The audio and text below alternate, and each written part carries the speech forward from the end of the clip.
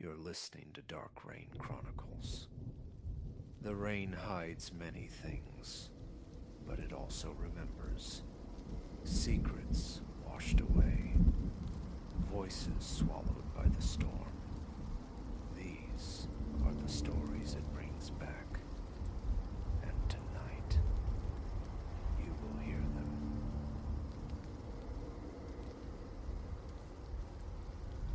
Just shy of midnight found me before the venerable ballroom, a slight weight upon my back, the essentials slung in canvas, torch, pen, ledger, a thermos still warm with coffee, a paper-wrapped sandwich, a folded square of wool. I paused, breathing the night, studying the twin doors. Their wood bore the hieroglyphs of age, dust thick as velvet, a map of gouges and scars. The handle, biting cold beneath my palm, yielded without protest. A sigh of stale air, heavy with disuse, greeted me. Within, sconces lined the walls, their candles already weeping wax, flames trembling in a spectral, unwatched vigil. Who had kindled them? The grounds had been deserted. A faint, hollow melody drifted from a corner where an ancient gramophone stood sentinel, its needle tracing grooves unseen. No hand guided it. The door clicked shut behind me, the sound swallowed by the cavernous space. Each step forward was an announcement. The floorboards groaned beneath my weight, a low, undulating lament that shifted pitch with my passage, like whispers trapped just beneath the varnish. I resisted the fancy. The air carried the scent of fabrics slowly surrendering to time, mingled with the ghost of furniture polish. Mirrors, vast and clouded, flanked the room. Their silver depths were tarnished, distorting reflections, yet within them, shapes resolved that were not my own. Pairs of figures, luminous and indistinct, circled in a languid dance, their feet suspended inches above the complaining wood. Their faces remained pale blurs, their attire evoking bygone eras. They turned in unison, hands poised in a choreography only they could hear. The gramophone's needle hissed, a dry counterpoint to the repeating waltz. I approached the machine, inert, the winding handle still.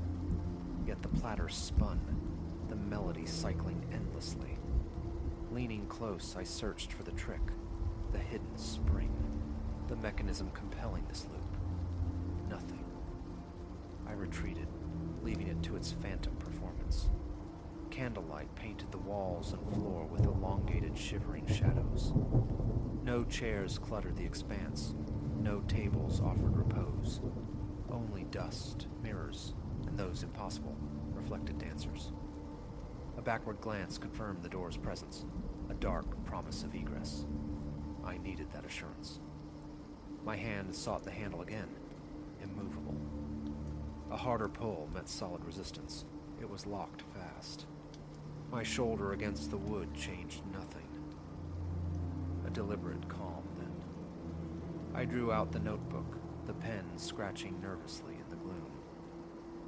Midnight passed. I sketched the room, the spectral light, the ceaseless music, the dancers trapped in glass. Leaving the ledger open on the floor, I commenced a slow circuit. The walls felt substantial beneath my touch, though the paint blistered and peeled. Cracks spiderwebbed across some mirrors. I buffed one with my sleeve. The dust smeared, revealing no clearer image. Only the same slow-spinning couples, indifferent, locked in their silent ballet. Silence, save for the music and the floor's complaints. Is anyone here? The question hung, unanswered, in the thick air. Then, pressure, light as a moth's wing, settled on my arm. A hand. I pivoted. Empty space. I snatched my arm back. The sensation vanished, leaving only a tingling awareness on my skin. No pain, just that gentle, insistent contact. Testing my footing, my boots snagged on a raised plank. Kneeling, my fingers traced the uneven landscape of the floor, ridges and valleys worn smooth by time or passage.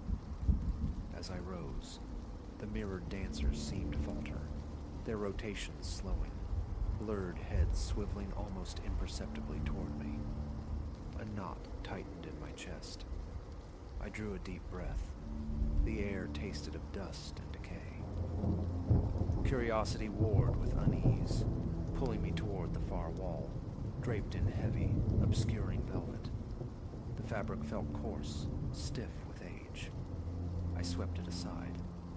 A corridor yawned beyond, narrow and leading into deeper shadow, perhaps to some smaller chamber. No furniture broke its length. My torch beam, anemic in the oppressive dark, illuminated peeling paper, a floor thick with undisturbed dust. The scent here was sharper, the unmistakable musk of rot. My footsteps echoed unnervingly. Glancing back, the ballroom mirrors were visible at an angle, still holding their captive dancers, revolving slowly, caught in time's eddy. Retreating to the familiar space felt safer. I retrieved my backpack, setting it near the defiant door. The coffee from the thermos was tepid now, offering little comfort. Hunger remained absent. The sandwich stayed wrapped. I stood near the gramophone again, listening to its tireless refrain. A subtle vibration pulsed through the soles of my shoes, a rhythmic tapping from below. I moved aside, pressed my ear to the complaining wood. A faint, dry rustling answered, like autumn leaves stirred by an unseen draft. My scalp prickled. I straightened quickly, rubbing my arms, palms slick with sudden sweat, neck muscles rigid. My gaze returned inevitably to the mirrors. The dancers maintained their steady waltz, arms rising, falling, heads turning left, then right, in perfect ghostly synchrony. Their forms shimmered, translucent. Stepping closer to one panel, I strained to discern features, eyes. Only blurs resolved, suggestions of figures in dated suits and sweeping gowns. I waved a hand before the glass. They offered no acknowledgement, their steps unwavering. I scanned the room's corners again for any source, any projector or hidden device. Nothing. Just candles, music, dust, and reflections that obeyed no physics I knew. Perhaps an hour drifted past. The temperature plummeted abruptly. My breath plumed white in the candlelight. I chafed my hands together. The waltz played on. Drawn to a candle's meager warmth, I watched its flame gutter and leap as if caught in a draft, though the air remained still. The tall windows were sealed tight. I wrestled with a latch, rusted shut. The glass felt glacial, unyielding. Pressing my forehead against it, I peered out into absolute blackness, discerning only the faintest silhouettes of skeletal trees. A tap on the pane produced only a dull, dead thud. A floorboard shrieked behind me. I spun. Nothing. Silence, layered over the music. Taking a tentative step, I halted. Perfume. Not mine. An antique scent, faded florals laced with something acrid, bitter. A cough escaped me. Proximity. A presence brushed near my face, unseen but distinctly felt. I leaned away instinctively. No visible form, yet the air itself seemed displaced. My outstretched hand met only emptiness. Then the pressure returned to my arm, a gentle insistence, guiding me toward the ballroom's center. Hesitantly, I obeyed, each footfall echoing, the floor sighing beneath me. At the room's heart, the music swelled, gaining substance. And in the mirrors, the dancers stilled. They hung suspended, arms aloft, mid-gesture. I watched, breath held. Seconds stretched, then they resumed, but altered. Their movements now jarring, accelerated, stripped of their former grace. Near the gramophone, a scraping sound. I looked. The brass handle was turning, winding itself. The record wobbled on the platter. As I approached, the music sputtered, crackled, the needle skipping erratically. A light tap to the machine's casing caused the needle to jump. Silence crashed in, only to be instantly filled as the melody restarted, precisely as before. Kneeling, I searched its simple anatomy. Horn, turntable, needle. For any hidden switch, any lever. None existed. The metal horn felt cold, lifeless beneath my touch, transmitting no vibration. Yet the music poured forth, undeniable. I backed away, a leaden weight settling in my chest, my legs strangely stiff. Breathing felt constricted. The silence between the endlessly repeating notes felt thin, fragile. No sound penetrated from the world outside. No wind, no distant traffic, no night creatures. Only this relentless, looping tune. The door. I had to try the door again.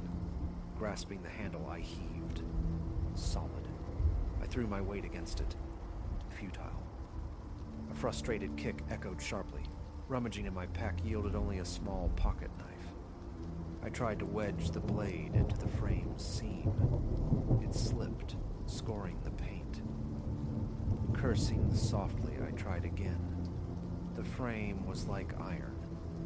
Sweat beaded on my brow. I wiped it with my sleeve. Back in the center. The mirrored dancers now whirled with frantic speed, feet still clear of the floorboards.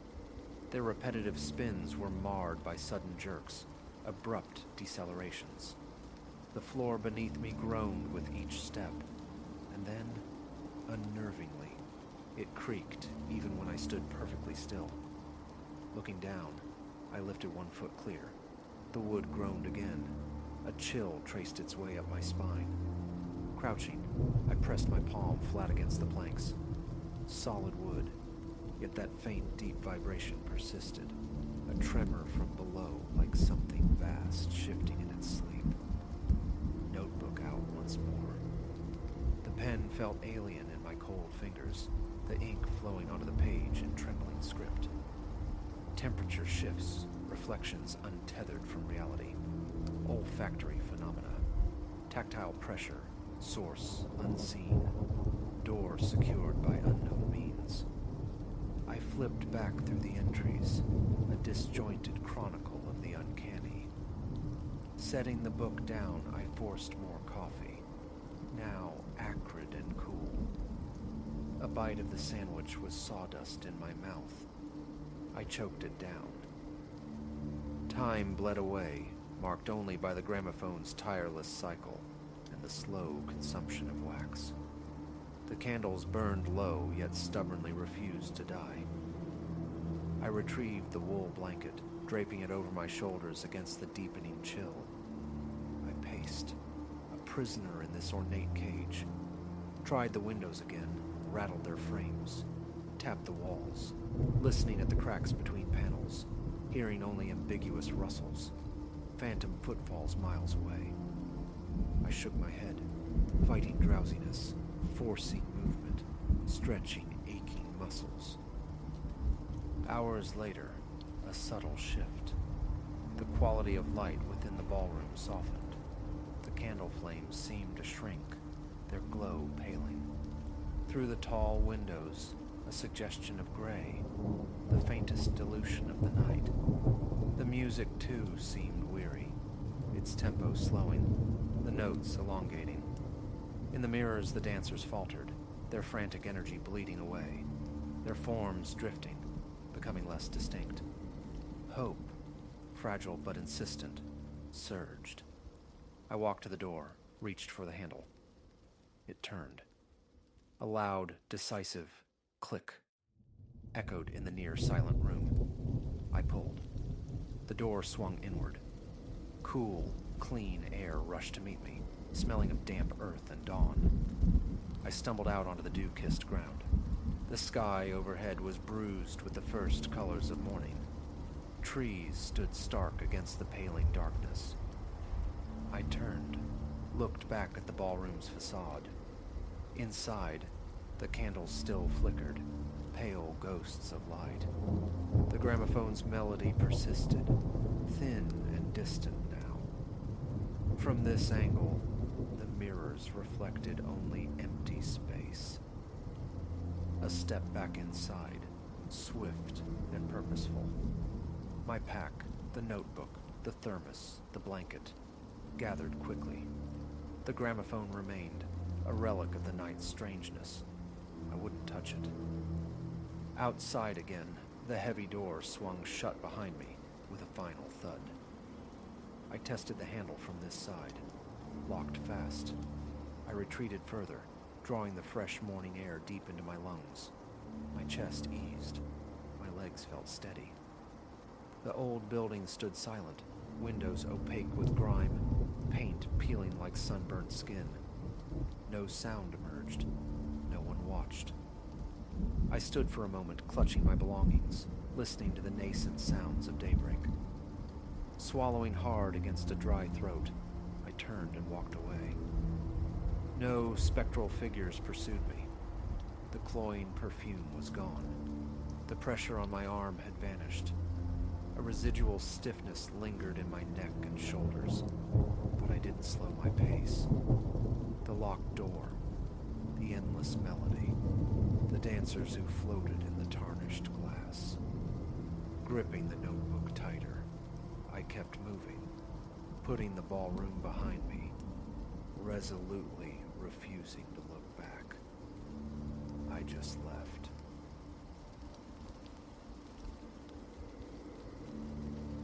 The stone croft, nestled where the lane surrendered to twilight, seemed sculpted from the very dusk. Its weathered flanks and moss-thatched crown whispered promises of bucolic tranquility, the idol we had chased out of the city's clamor. Yet, as my fingers wrestled with the archaic brass key, a frisson traced my spine, cold and unwelcome. An undeniable perception prickled, that unseen eyes regarded us from the shadowed depths behind the diamond-paned glass. Papa, hurry! The stairs go up to my room. Maya, my daughter, vibrated with impatience, her small hand tugging my coat sleeve, momentarily scattering the gathering dread. I manufactured a smile, the lock finally yielding with a groan. The heavy oak door swung inward, releasing the pent air aroma of dormancy and forgotten years. Clara, my wife, crinkled her nose, though her voice aimed for brightness. Just needs a breeze through it, wouldn't you say? I nodded, striving to mirror her forced buoyancy. Years of scrimping, dreaming of this escape, of giving Maya the breath of fields instead of fumes. This was meant to be Genesis. Exploring the dwelling that first evening, the ancient structure groaned its protests, each creak a nerve plucked raw. Merely the house settling, I reasoned, the symphony of groans and sighs inherent in venerable bones. But when a door slammed shut on the upper floor, echoing down while the three of us stood clustered in the flagstone kitchen, logic faltered. I'll see to it, I offered, attempting to leash the tremor in my tone. Clara's gaze held a flicker of worry, but she remained silent. Ascending the narrow, winding stairs, I found the landing steeped in gloom, the day's last light struggling feebly through diminutive windows. I advanced cautiously along the corridor, fingertips brushing the rough, cool plaster. The door destined for Maya's sanctuary stood slightly ajar. I nudged it wider. Emptiness greeted me, precisely as we'd left it. Yet, turning to withdraw, a detail snagged my attention. There, stark against the film of dust coating the deep window ledge, lay a solitary, flawless handprint. Impossibly small, belonging to no child I knew, certainly not Maya. A frantic pulse hammered against my ribs. I retreated, closing the door softly, hurrying back down the stairs. I shared nothing of the discovery with Clara or Maya. There must be an explanation, I insisted inwardly, refusing to poison this first night with fear. Later, cocooned in the protesting embrace of our antique bed, the nocturnal chorus of the countryside a foreign lullaby, Clara murmured, "Elias, was this the right choice, coming here?" I drew her nearer, inhaling the familiar solace of her hair. Undoubtedly. It's merely an adjustment.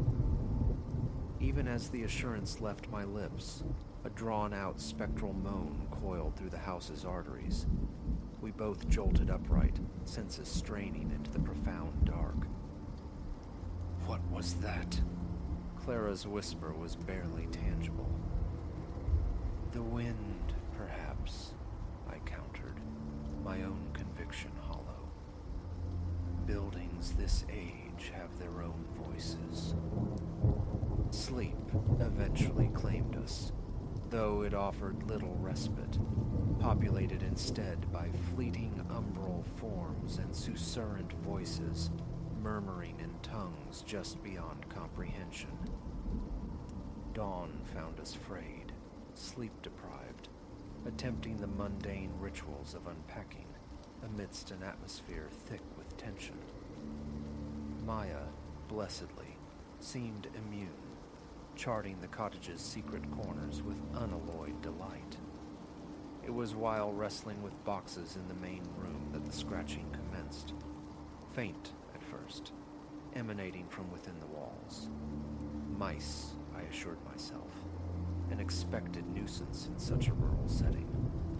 But the sound persisted, intensified through the day, acquiring a disturbing insistence.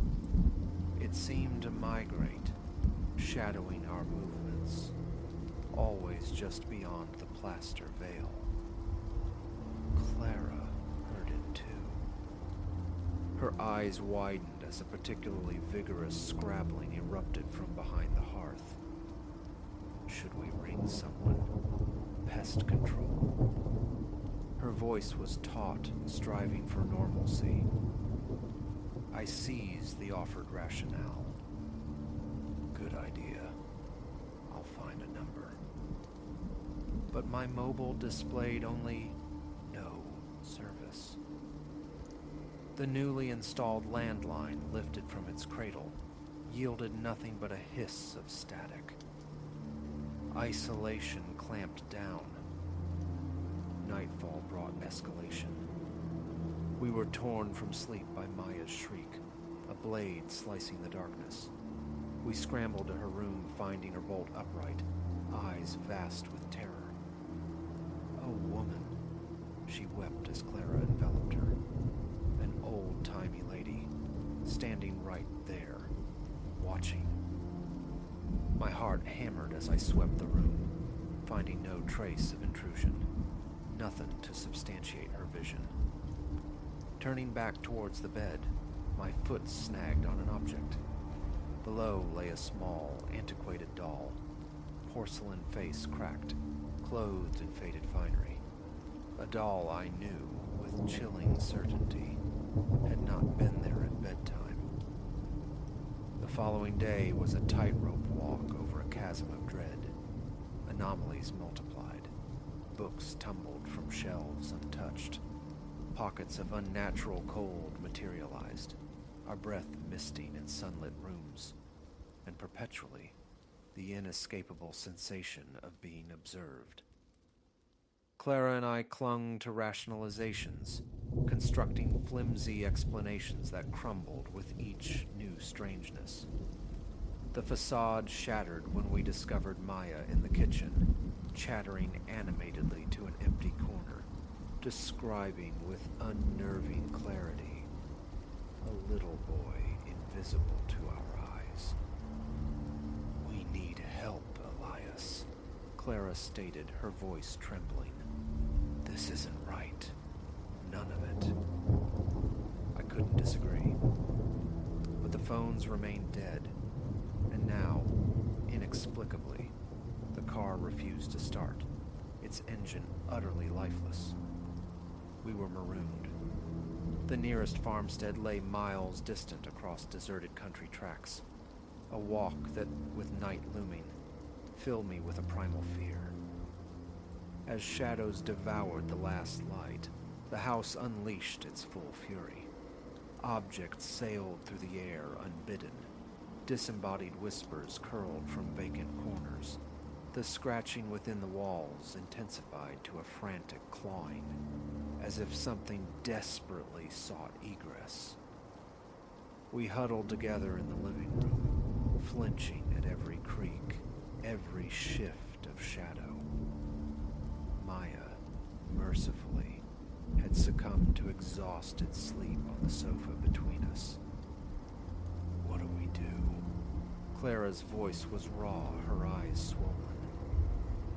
I opened my mouth, searching for words of comfort I didn't possess, when every light in the cottage simultaneously extinguished. Absolute darkness crashed down. The ensuing silence was immense, terrifying. Even the incessant scratching had ceased. A fragile sliver of hope dared to surface. Perhaps it was over. Then, from upstairs, it began. Slow, ponderous footsteps. Thump, thump, thump. Moving methodically from room to room, drawing nearer. Clara's fingers dug into my arm, her breath coming in ragged gasps. I felt the tremors shaking her frame. A primal urge to snatch Maya and bolt screamed within me. Yet fear held me fast, a statue carved from ice. The footsteps reached the stairwell's head. Thump, thump, thump. Descending now, deliberate, measured, the old timbers groaning beneath an unseen burden. My voice, when I finally found it, was a pathetic tremor. "Who's there?" The footfalls halted. Silence stretched, taut and suffocating. Then a voice emerged from the blackness, ancient, brittle, steeped in malice. "This is our home," it rasped, "and you are intruders."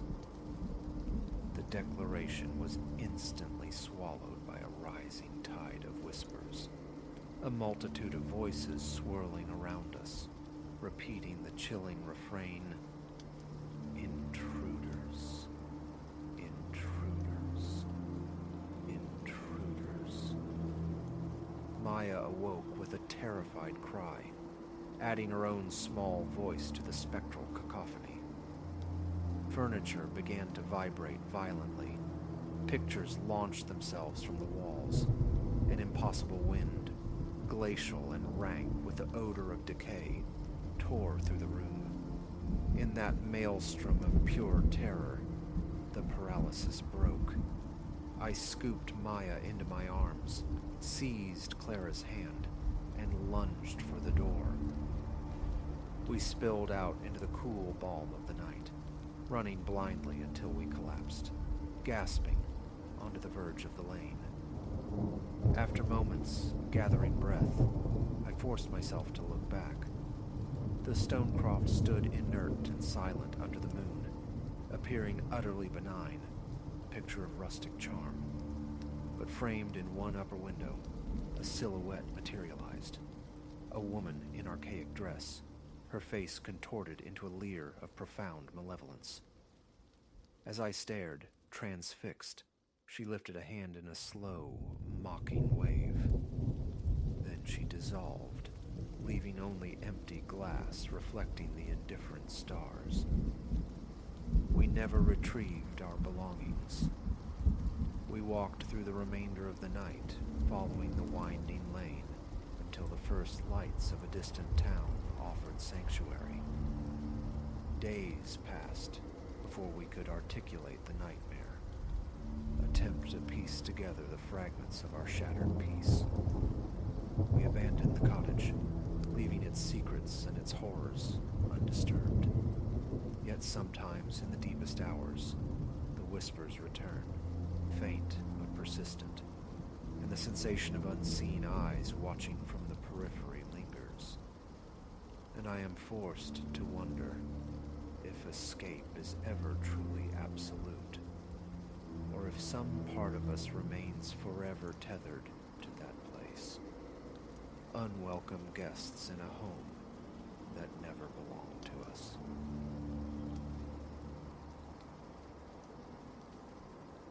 The genesis of this unraveling lay dormant in the basement's damp embrace. Amidst shifting cartons and forgotten detritus, my flashlight beam snagged on something tucked behind a barricade of decaying crates.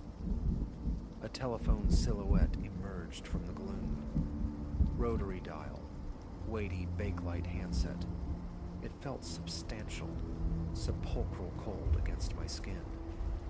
I brushed away decades of grime with a shirt sleeve. Though its braided cord showed its age, frayed like old memories, the instrument itself possessed an improbable air of functionality. An intriguing anachronism, I decided, deserving of a place upstairs. Hefting its surprising weight, I carried it to the living room, nestling it on a small mahogany end table beside the worn armchair. The wall jack accepted the plug, albeit loosely, a tentative connection bridging eras. That first night, exhaustion pulled me under around midnight. Clearing the subterranean clutter had left a residue of mildew and stale earth clinging to my lungs. The air upstairs felt blessedly clean, though sleep remained shallow. Then, sometime in that deepest hour, perhaps nearing 3, a sound pierced the stillness. A ring. Not the melodic chime of modern devices, but a sharp, insistent buzz, a metallic jolt repeating every few seconds. I surfaced from sleep, sitting bolt upright in the darkness. It was the relic. Uncertainty held me captive for a moment, adrift in the quiet house, my bedroom unlit, the hallway a silent passage. Bare feet padding across the cool wood floor, I navigated towards the living room. A flick of the switch flooded the space with light, illuminating the old phone.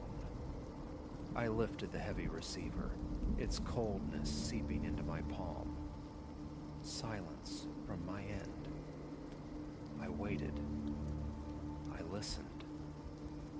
A sound met my ear, like respiration drawn through a void. Slow, measured, unfaltering. Not words, not static. Merely the rhythmic intake and exhalation of breath. Utterly nonsensical. I tried to speak, my voice emerging as a dry rasp, barely audible. Hello? Only the breathing answered, steady as a pendulum. Who is this? I pressed, louder this time. The cadence remained unchanged. After perhaps 15 seconds suspended in that auditory limbo, I replaced the handset, the click echoing unnaturally. A glance at the wall clock confirmed the time. Just past the 3rd hour of morning. The following day unfurled under a banner of determined denial. Work provided a necessary distraction. Evening descended, bringing dinner, the flickering television, an early retreat to bed. The phone remained sentinel on its table. Unplugging it occurred to me, a fleeting impulse overridden by a perverse curiosity, a need to know if the phenomenon would repeat. Perhaps faulty wiring, I rationalized, or crossed lines. Archaic technology, prone to spectral interference. That night, punctual as dread, it rang again. Same hour, same abrasive summons. I answered. Again, the breathing, that same deliberate pace. My voice found more strength. "Hey, who are you?" Emptiness replied. "Talk to me," I demanded. Nothing. Hanging up, I felt my heart hammering against my ribs. I lifted the receiver once more, testing the line. Dead air. No dial tone, no hum, just an unnerving silence. On the third night, sleep was a forgotten country. I became a vigilante against the unknown, stationing myself in an armchair across the living room, the lights extinguished. I watched the phone, this ugly artifact from a bygone time. Its rotary numbers faded like ghosts of countless calls. Nothing seemed outwardly amiss. My own breath hitched, consciously steadied. And then, true to its nascent pattern, it rang. I snatched the receiver instantly. The breathing was there, a familiar yet alien presence. But this time, after a few moments, it shifted. A low whisper slithered through the line, unintelligible syllables forming nonsensical, broken phrases.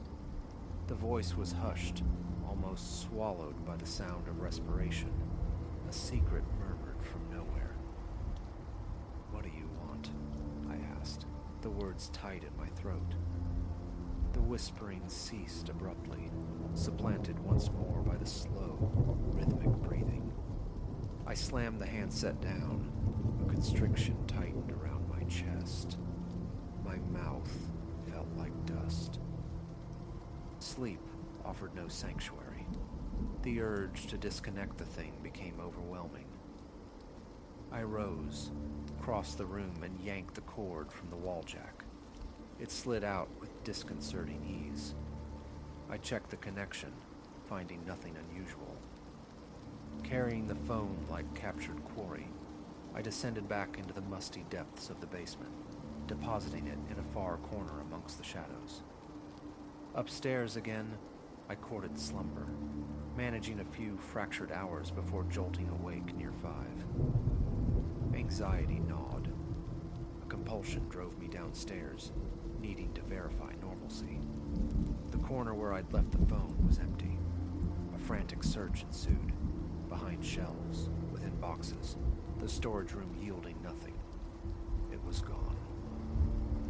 Perhaps I'd misplaced it in my fatigue, I told myself, a desperate grasp at reason. Retreating upstairs, I scanned the living room. There it sat, on the end table, silent, waiting. The next night, inevitably, it rang. I had, in a state bordering on paralysis, left it plugged in after its inexplicable return. Control felt like a distant shore I was drifting away from. Lifting the receiver felt like an act of surrender. The whispers returned, a cascade of sonic debris, random words, fractured sentences, devoid of syntax or sense. I tried to interject, to impose order on the chaos. "Stop calling me. Who are you? Leave me alone." The sibilant stream flowed on, indifferent. But after I shouted, "Stop!" a subtle shift occurred on the line. A faint scuffling, perhaps, like footsteps on aged floorboards. Then, distinctly, the sound of a door opening and closing. I held my breath, straining to hear more. Only the whispers remained. I hung up, the back of my neck prickling. Night after night, the ritual repeated, an inescapable liturgy of dread. The phone would summon me from sleep's threshold at ungodly hours. The answer was always the same, the measured breathing, the nonsensical susurrus. Sometimes new elements crept in, distant sounds woven into the auditory tapestry, furtive footsteps, the groan of ancient hinges, a muffled, heartbreaking sob that scraped against my nerves. Sleep became a tattered refuge. Wakefulness stretched thin, fraying my edges. Daylight hours were spent in a fog of fatigue. My appetite dwindled. I attempted defiance, letting the phone shriek its summons into the empty room. It persisted, relentless, ringing again precisely 10 minutes later, and again until I capitulated. Once answered, the breathing, the whispers, the disquieting background noises resumed their performance. Again, I tried severing the connection. I pulled the cord, coiled it tightly around the phone's base, and secreted the entire apparatus in a hall closet, turning the key in the lock. Exhausted, I collapsed into bed. Then, the ringing. Impossible. I threw back the covers, switching on every light as I moved through the house, a futile attempt to banish the encroaching shadows. The sound originated undeniably from the living room. Heart pounding, I unlocked the closet. Empty. The phone was back on its end table, plugged in, serenely waiting. The sheer impossibility threatened to buckle my knees. I simply answered the call, endured the familiar nonsense, and hung up. Cold sweat traced a path down my spine. Destruction became the next desperate strategy.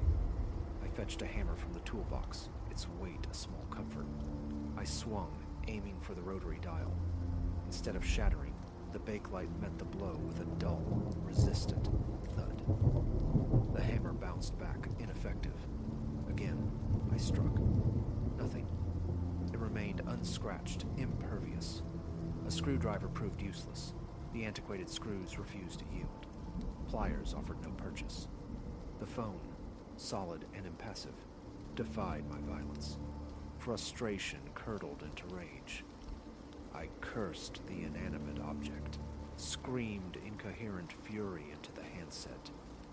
No response, save the ceaseless cadence of breath and whisper. Disposal felt like the final option. I carried the phone outside, the night air cool against my fevered skin, and dropped it into the unforgiving embrace of a metal trash can, slamming the lid shut. Back inside, doors locked, a sliver of hope flickered. I checked the living room. There it sat, on the end table, precisely as before. A crushing weight settled in my chest, my throat tightening until it ached.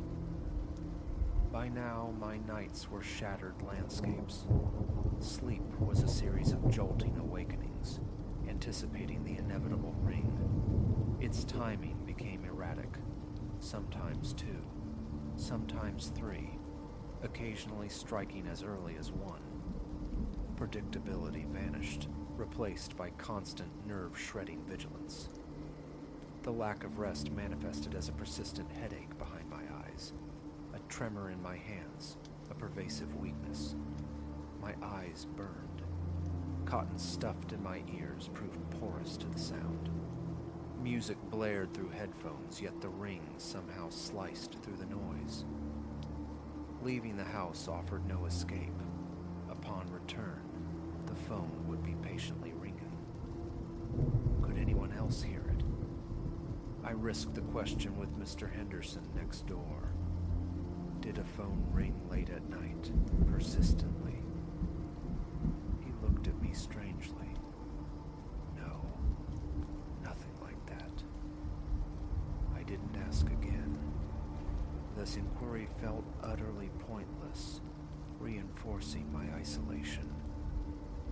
On one particularly brutal night, adrift in the pre-dawn hours near 4, ravaged by days of accumulated sleep debt, I lifted the receiver with a desperate resolve to understand. I pressed the handset hard against my ear, concentrating fiercely. The whispering flowed, low, rapid, disjointed. I strained to capture a recognizable phrase, a single word anchored in meaning, an exercise in futility. The voice, or voices. It was impossible to determine gender, perhaps a composite, layered and indistinct, spoke in a chilling monotone. Faintly, beneath the surface, I occasionally detected a sharp intake of breath, a soft, stifled moan. I listened for a full minute, submerged in the incomprehensible stream, before whispering back, "What do you want?" My voice, miraculously, held steady. The susurrus continued, uninterrupted. "Stop calling me." No change. "I'm going to unplug you." For a single, charged second, the whispering paused. Then it resumed, relentless as before. I slammed the handset down, my heart a frantic drum against my ribs. I paced the living room, bathed in the sterile glare of every light I could turn on. In the kitchen, I drank water greedily, straight from the tap, the coolness doing little to quell the internal fire. Seeking refuge in the guest room proved futile. The ring permeated the walls, vibrating through the pillow pressed against my head. Once, desperation drove me to the car. I drove several blocks, parked beneath the lonely sodium glare of a streetlight, and leaned the seat back. After minutes of strained silence, a phantom ring echoed in my skull, muffled at first, then growing louder, more insistent. I started the engine, drove aimlessly, the sound pursuing me. Returning home, defeated, I found the phone silent on its table. Later, inevitably, it rang again. This time the whispers seemed louder, more intimate, and the background noises. Footsteps, distinctly, moving through rooms, doors opening, closing. A search. A glacial chill traced patterns on my skin. I hung up immediately.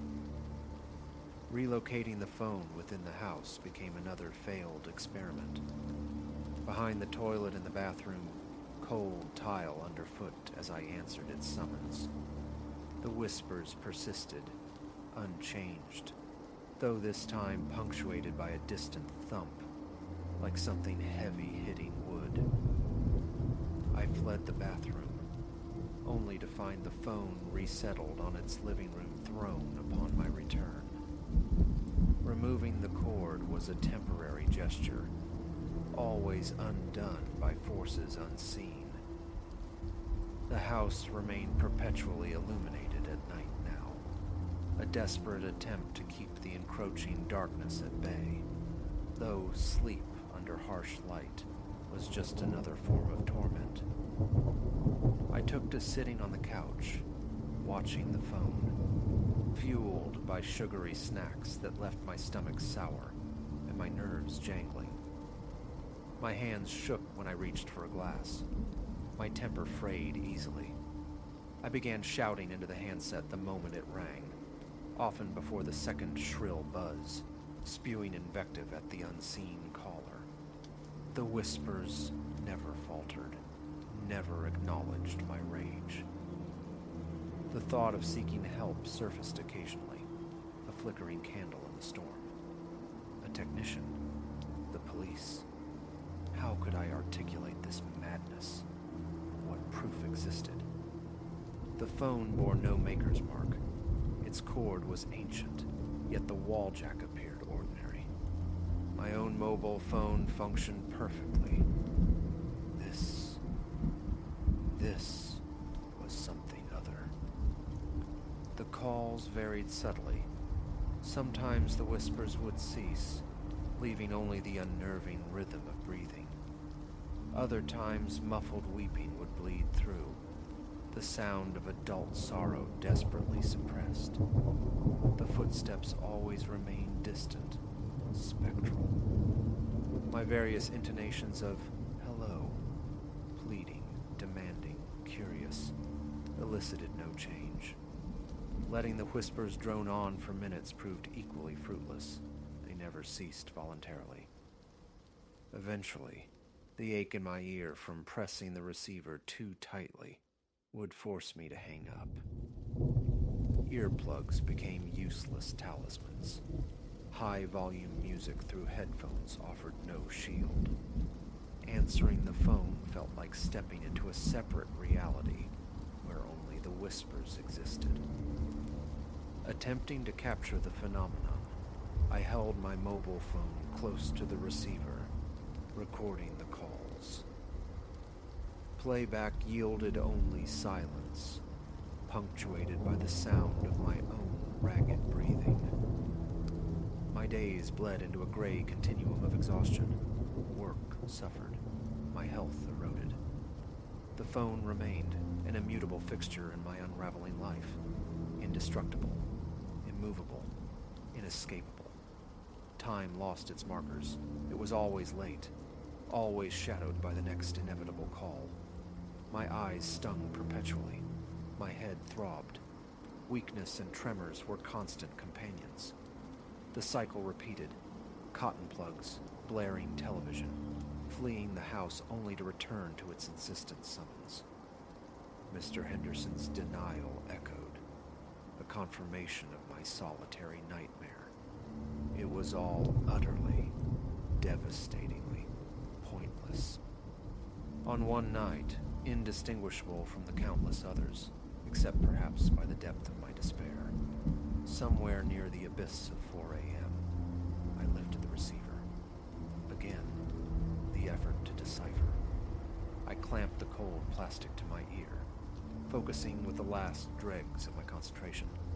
Low, rapid, broken whispers, layered voices, monotone, sexless, a gasp, a moan, faint as a dying breath. A full minute I listened, submerged. Then the question, wrung from a place beyond fear. What do you want? Steady voice, unsteady soul. The whispers flowed on. Stop calling me. Unchanged. I'm going to unplug you. That infinitesimal pause, a heartbeat of silence, before the stream resumed. I slammed the receiver down. My heart felt ready to burst. I was adrift, utterly lost in the static.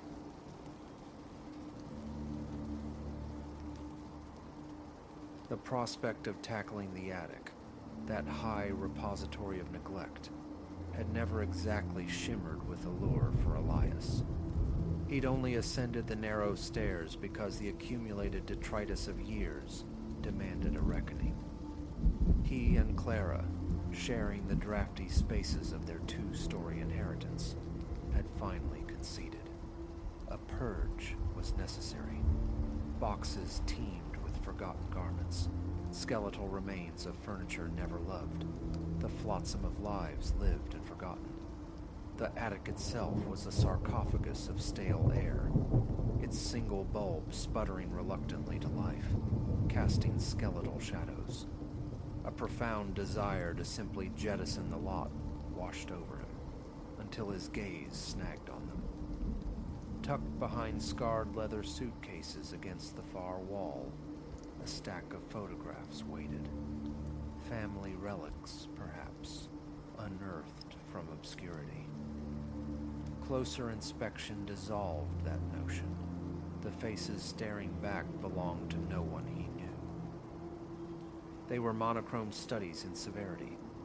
The figures within wore the stiff collars and somber fabrics of a mid-century past, their postures rigid, expressions taut. Men, women, adolescents, an assembly of strangers frozen in time. Each portrait occupied its own plain frame. Some confronted the lens head-on, eyes wide as if bracing for an unseen blow. Others averted their gaze, profiles etched against indeterminate backgrounds. A prickle, cold and insistent, traced Elias's spine as he sifted through them. An inexplicable unease emanated from their captured stillness. Setting aside the first few, he discovered more, stacked deep, dozens upon dozens. who had secreted them here. The house had passed from his great-uncle, a man of few words and fewer revelations, certainly none involving caches of unsettling portraits. He carried a selection to a rickety table beneath the flickering bulb, seeking inscriptions, dates, any identifying mark on the reverse. Nothing. The frames, veiled in a fine shroud of dust, left gray smudges on his fingertips. A distinct chill permeated the air, unrelated to the season, raising the fine hairs along his arms. Prudence screamed to box them up, haul them downstairs, banish them. But curiosity, that insidious hook, snagged him. He resolved to hang a few, to study them properly on a clearer stretch of wall. Perhaps some overlooked detail, a background sign, a familiar landscape, might yield a clue. Locating a rusty hammer and a scattering of nails, he mounted 5 frames near the attic door, then stepped back. The effect was immediate, unnerving. The figures seemed to observe his observation, their faded eyes possessing an intensity that tightened a knot in his stomach. That small gallery established, he concluded his efforts for the day, stacking the remaining frames neatly before descending. Clara was downstairs amidst the comforting order of alphabetized novels. "How went the archaeological dig?" she inquired lightly. "Dusty," Elias offered. "Just incredibly dusty." He withheld mention of the photographs, unsure how to articulate the disquiet they provoked, a feeling too nebulous for words. That night, sleep proved elusive.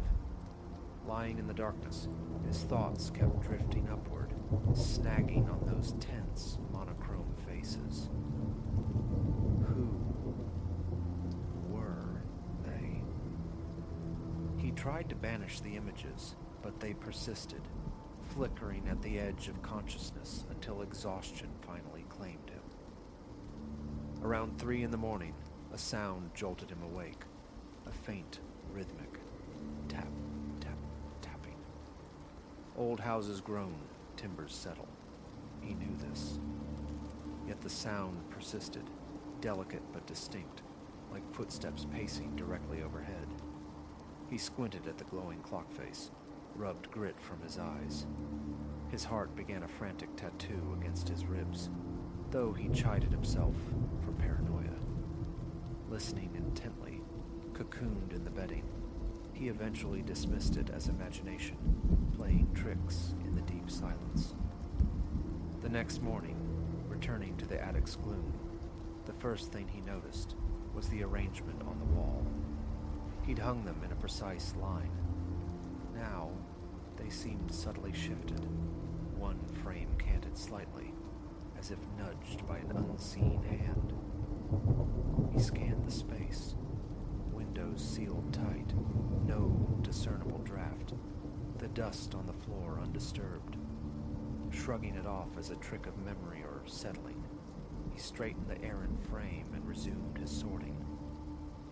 Throughout the day, spent wrestling with boxes and forgotten histories, his eyes kept straying to the wall.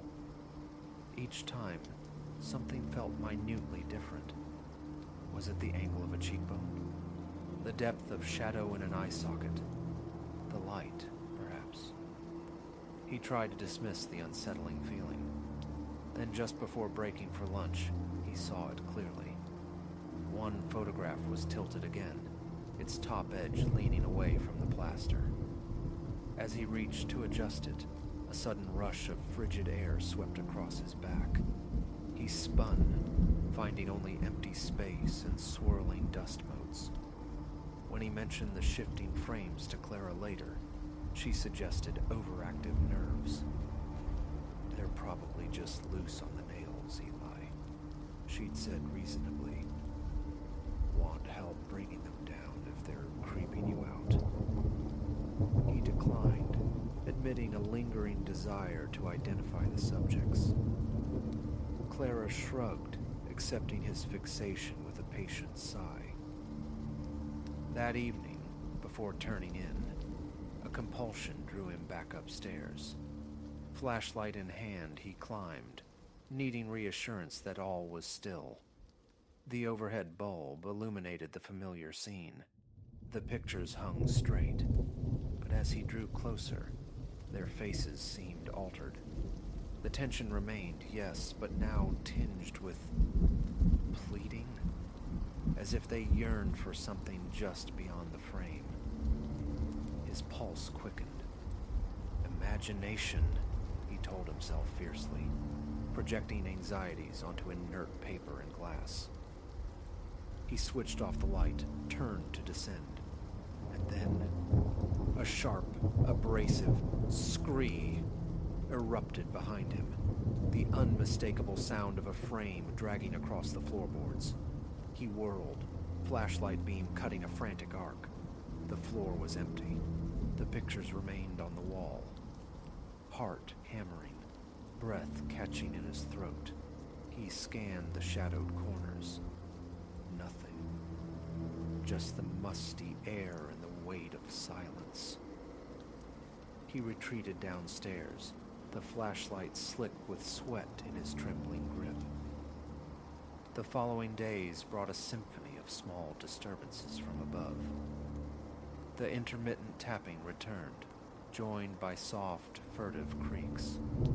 Clara heard them occasionally too, but waved them away as the house's old bones settling.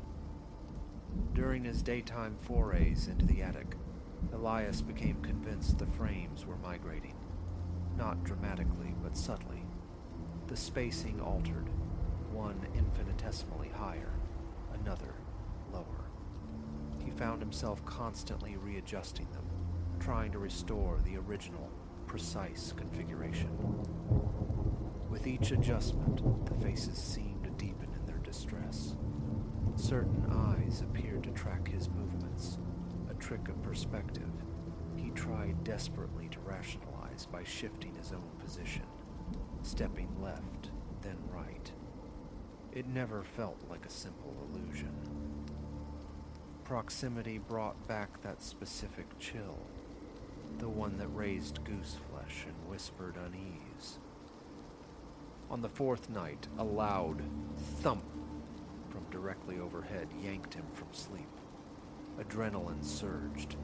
Flashlight gripped tight, he crept up the attic stairs, mouth dry, heart a frantic drum. Flipping the switch revealed one of the frames lying face down on the floorboards. The glass remained intact, but the backing was loose, the photograph slightly askew within. He picked it up. The hanging wire was undamaged. The nail remained firmly embedded in the wall. There was no logical reason for its fall. Holding it, he studied the subject. A man, brow deeply furrowed, eyes fixed forward as if anticipating collision. He noticed a new detail. The man's tie was crooked, hastily knotted.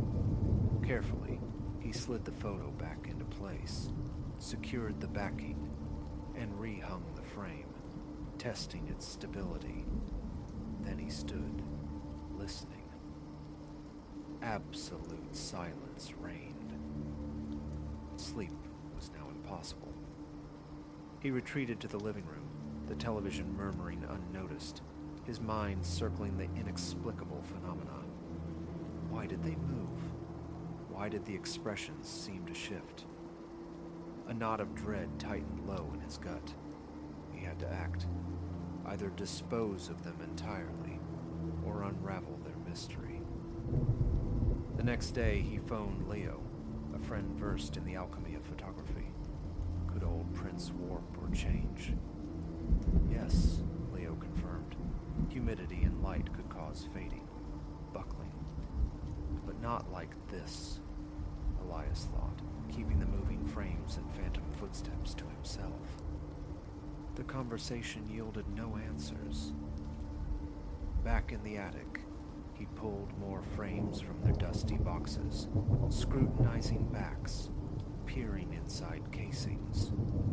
Still nothing. No dates, no provenance. That afternoon, while Clara was out, he decided to experiment. He rearranged the photos currently on the wall, creating a new pattern. A long row of 12, with 5 more positioned beneath. Stepping back, a fresh wave of unease washed over him. The figures in the bottom row now seemed angled slightly upward, their collective gaze fixed upon the row above. A cold dread pulsed in his ears. He swapped frames, shuffled positions, but the unnerving tableau persisted. No matter the configuration, the tense, urgent energy remained, a silent clamor in the dusty air. He felt like an intruder upon some private, perpetual anguish. Evening descended. As Elias prepared for bed, the footsteps resumed overhead, slow, deliberate treads crossing the attic floor. He froze at the foot of the ladder, listening, scalp prickling. "Hello," he called out, his voice thin in the quiet house. Silence answered. The steps ceased. He ascended again, flashlight beam preceding him. The overhead light revealed several frames no longer on the wall, but propped neatly against it on the floor. No sign of failure in the nails or wires. He picked one up. The man whose eyes now seemed averted, glancing towards something unseen just beyond the picture's edge. His hand shook as he returned it to its nail. Enough. He couldn't endure it any longer. Seizing an empty cardboard box, he began methodically removing the frames from the wall. A visceral reluctance gripped him with each one. A strange sensation, as if the very atmosphere of the attic resisted their removal, clung to them. He pushed through it, packing them tightly, until the box was full. He almost missed the single portrait left hanging by the door, forgotten in his haste. The woman with the wide, terrified eyes and clenched fists. He sealed the box and hurried downstairs, stowing it in a small, cool storage room off the garage. Later, he decided, he would deal with them properly. Perhaps consult an antique dealer, a historian. Relief washed over him as he finally sought his bed, the disturbing gallery dismantled. Sleep came eventually.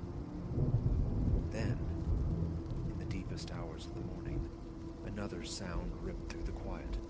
A heavy grating scrape from the attic, protracted and laborious, ending with a solid, resonant thump.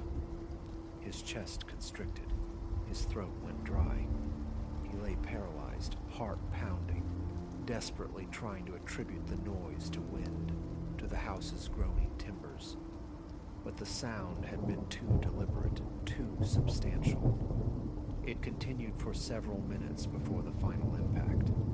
He remained in bed, staring at the dark ceiling, mind racing. Had the forgotten frame fallen? Had the stacked boxes somehow toppled? Why? How? He resolved to wait for morning, pulling the covers tighter, squeezing his eyes shut against the encroaching dread. Now, Elias sits in the dim morning light of the living room, the story tumbling out because the silence upstairs feels precarious, like a held breath anticipating the next disturbance. Clara suggests practicalities, haulers, contractors, checking for structural issues. He might pursue those avenues, yet a deeper compulsion remains, the need to understand. He doesn't know if he ever will. He only knows the unsettling power of those captured faces, the feeling they evoke, not just observation, but participation in something unseen and deeply wrong.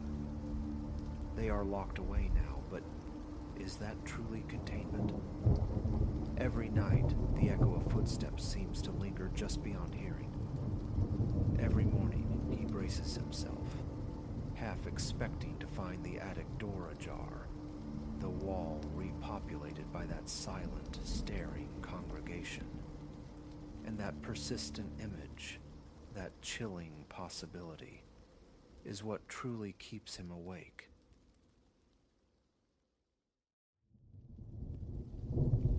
The Friday night bled towards Saturday, the hour hand crawling past midnight as I piloted my car homeward. A protracted meeting in some nameless town, 2 hours adrift from Houston's sprawl, had left me hollowed out, my eyelids gritty anchors threatening to drag me under. All I craved was the oblivion of my bed, a surrender until the sun stood high.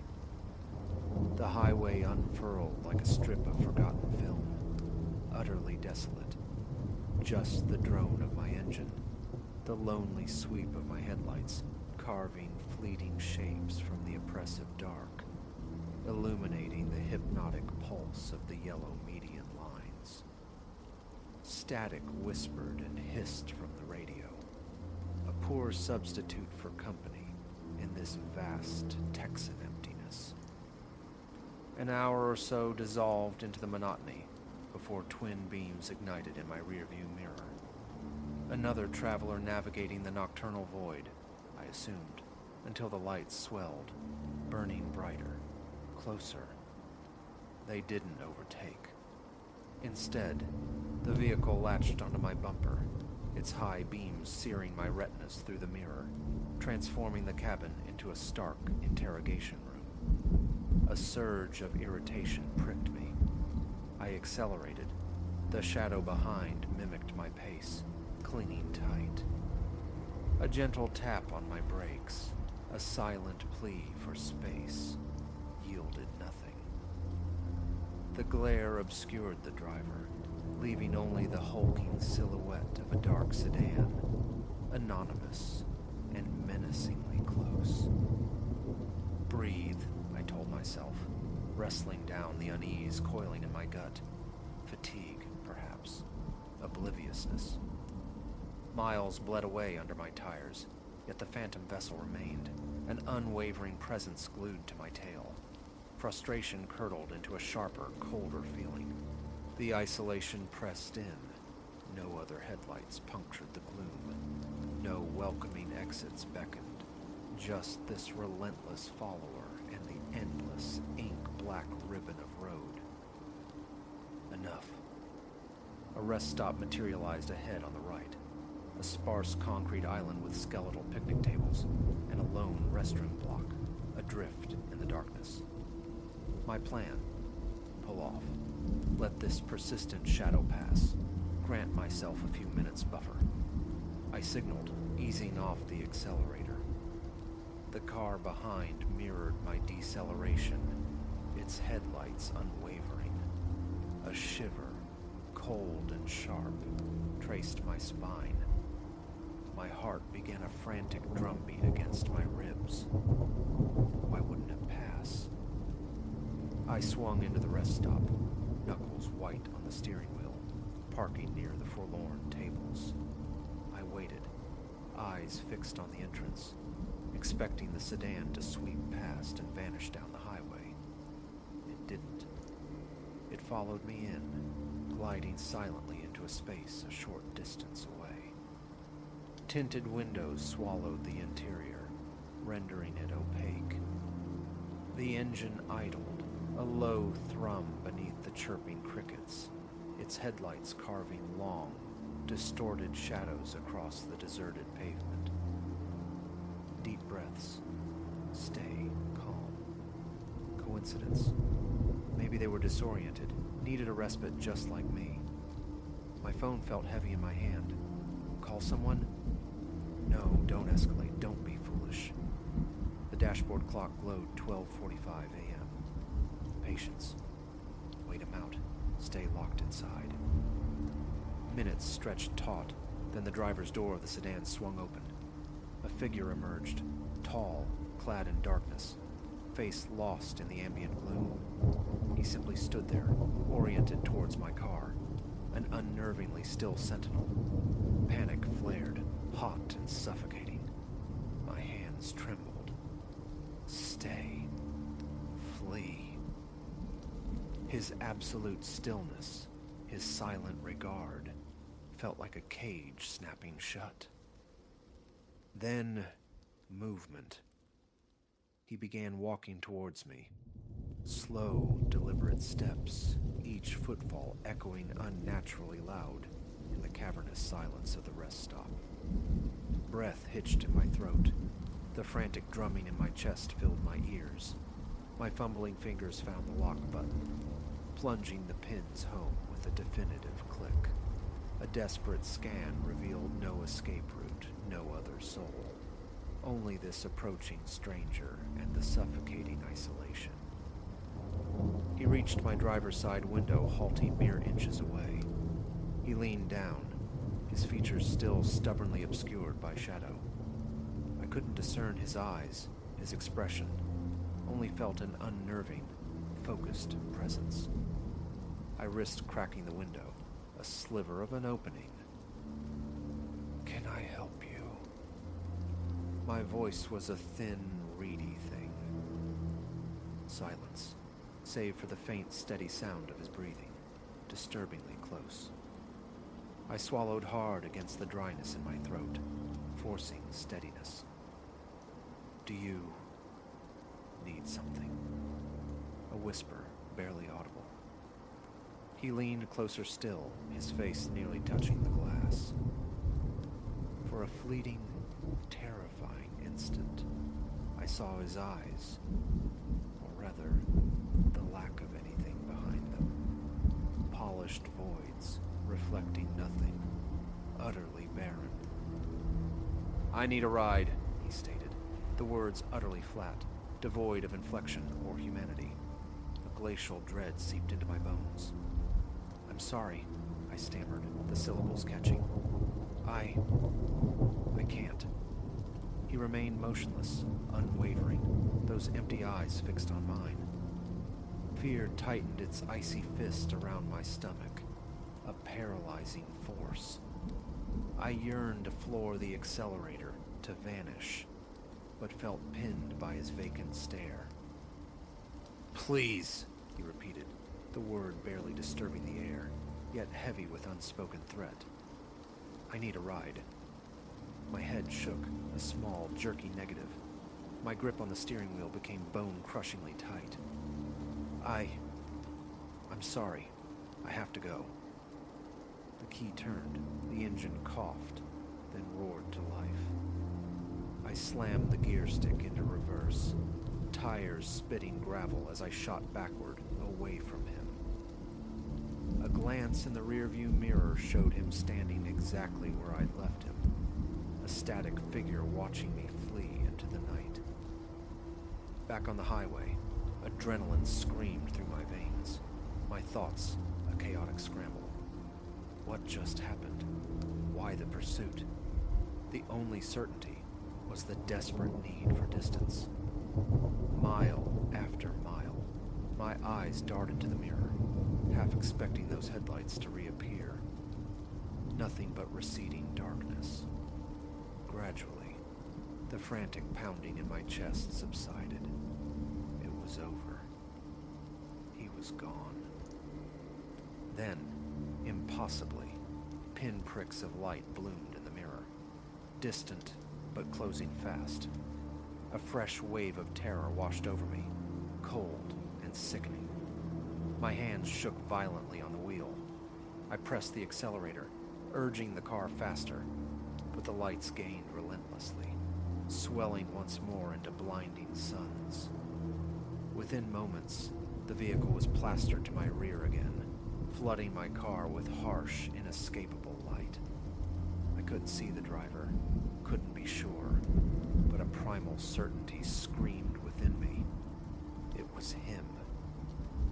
I pushed the engine harder, the speedometer needle climbing, fleeing down the asphalt ribbon like prey. Yet, no matter the speed, the shadow clung, matching every desperate maneuver. Pull over, try to shake him. Each glance back revealed the same blinding glare, a constant constant, terrifying reminder of his presence. An exit ramp appeared, a lifeline snaking off into darkness. I wrenched the wheel, taking the turn sharp, tires protesting with a brief shriek. Down the smaller road I flew, heart hammering, praying for escape. A frantic check of the mirror. Empty. Darkness. I pulled onto the shoulder, engine idling raggedly, sucking in deep, shuddering breaths. Silence descended, thick and absolute. The road behind remained blessedly black. A fragile tendril of relief began to unfurl. And in that profound quiet, I heard it. A soft, dry rapping from the back seat. I froze, blood turning to ice water. Every instinct screamed not to look, to deny it. But the compulsion was absolute. Slowly, agonizingly, I turned my head, glancing over my shoulder. He was there, inches away, his face filling the space behind my headrest, those vacant eyes boring into mine. "I told you," he whispered, his voice a hollow echo in the confined space, cold as the grave. "I need a ride."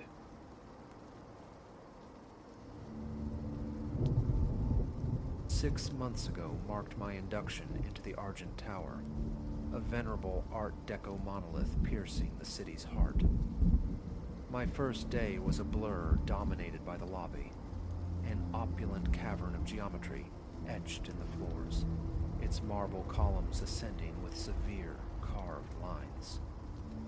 Colleagues spoke of the building's character, gesturing towards the elevators, intricate cages of wrought iron, relics whispering of the 1930s. I offered nods, feigned appreciation, yet a peculiar weight settled in my sternum, a dense knot I couldn't unravel. Was it nascent job anxiety, or the tower's own pervasive aura? I resolved to disregard it, to submerge myself in the rhythm of routine. Within a fortnight, solitude became my frequent companion. My duties, centered on labyrinthine financial audits, invariably spilled beyond the closing bell. Thus, I often found myself the last soul navigating the elongated corridors as dusk bled into night. Silence, thick and expectant, pressed in. The fluorescent tubes overhead hummed a low, dissonant frequency. Walls seemed to subtly constrict. Fatigue, I reasoned. Yet each solitary trek towards the elevator sent a cascade of prickles across my skin. The elevator itself is an artifact. A concertina gate of dark metal must be drawn aside before one dares enter. Inside, a brass lever, though superseded by electric buttons, remains sentinel on the control panel, a nod to its manual origins. A faint perfume of machine oil and aged metal permeates the confined space, occasionally mingling with a mustier, indeterminate staleness I found deeply unpleasant. Was it damp decay, or something else entirely? Illumination flickers weakly from recessed fixtures, dancing erratically with the car's motion. Dark, worn tiles pave the floor. The walls are clad in steel panels, their surfaces a testament to decades of scratches and scuffs. One evening, the clock nearing 9, I gathered my belongings and made for the lift. Corridor lights had already succumbed to their nocturnal dimness. Approaching the elevator bank, I halted. The iron gate stood ajar. A certainty resonated within me. I had secured it upon my ascent hours earlier. A slow scan revealed only emptiness, the polished floor mirroring a solitary buzzing bulb above. My heart commenced a frantic tattoo against my ribs. Drawing several steadying breaths, I stepped across the threshold, pulled the gate shut with a metallic sigh, and depressed the button for the lobby. The car lurched, lights blinked once, then held steady. Descent was uneventful until the 5th floor. It stopped. The gate remained sealed, but motion ceased. I hadn't selected 5. My finger jabbed at the lobby button again. The elevator remained stubbornly inert, humming its low mechanical thrum. Seconds stretched, taut and unnerving, before it resumed its downward journey without warning, bypassing the 5th floor entirely, as if the pause had never occurred. Emerging into the lobby, I affected calm. Though my palms were slick with cold sweat, my breathing constricted. Silas, the night guard, was absorbed in his desk work. A brief wave sufficed for farewell. A glitch, I told myself firmly. An old machine's eccentricity. The following night found me captive again, this time until 10. Coat slung over my arm, office door secured. I walked the hushed corridor. My own footfalls were the only sound, echoing unnervingly in the stillness. Reaching the elevator, a soft clank resonated from within the shaft, the sound of machinery in motion. I pressed the call button. The sound ceased instantly. The car arrived, the gate sliding open with a groan. Empty. I stepped inside, selected the lobby, and waited. Silence reigned until the 6th floor. It stopped. This time the gate retracted of its own accord, revealing a corridor plunged in absolute darkness. No emergency lights. Nothing. I leaned forward, peering into the void. Anyone there? My whisper seemed absorbed by the shadows. No reply. I pressed the lobby button repeatedly. Futile. My pulse hammered a frantic rhythm in my throat. The gate hung open, the elevator motionless on the 6th floor. After an eternity compressed into seconds, the gate slid shut, unbidden, and the descent continued. In the lobby, Silas offered a familiar greeting. I managed only a tight nod before pushing through the revolving doors. My stomach churned. My throat felt like sandpaper. Outside, the city's electric glow and a welcome cool breeze offered meager solace. Stress, I insisted internally. Old elevators are temperamental. The thought of mentioning it to my supervisor or colleagues felt absurd, inviting skepticism, whispers of instability. I kept it locked away. 2 weeks drifted by. An urgent report chained me to my desk past 8 one evening. Stepping out for a respite, a soda from the machine at the corridor's far end, I heard it. A distinct rattling near the elevator, the unmistakable sound of the metal gate being manipulated. My gaze shot down the hallway. A shape resolved in the dim light. Tall, clad in a dark suit, crowned with a hat. Frozen, I watched as the figure appeared to open the gate, step inside, and pull it shut. I moved closer, heart quickening, but by the time I reached the elevator bank, the indicator showed it resting, unmoved, on my floor. I summoned it. The gate opened onto vacancy. The overhead light flickered violently. A profound chill traced its way down my spine. I scrubbed a hand over my face, forcing measured breaths. Soda procured, I retreated to my office, remaining there until nearly 9:30, gathering the nerve to finally depart. In the subsequent days, avoidance became my strategy. Stairs became my route for any arrival or departure outside the bustle of regular hours. Yet, the elevator remained an occasional necessity. My office resided on the 8th floor, and transporting cumbersome archive boxes via the stairwell was impractical.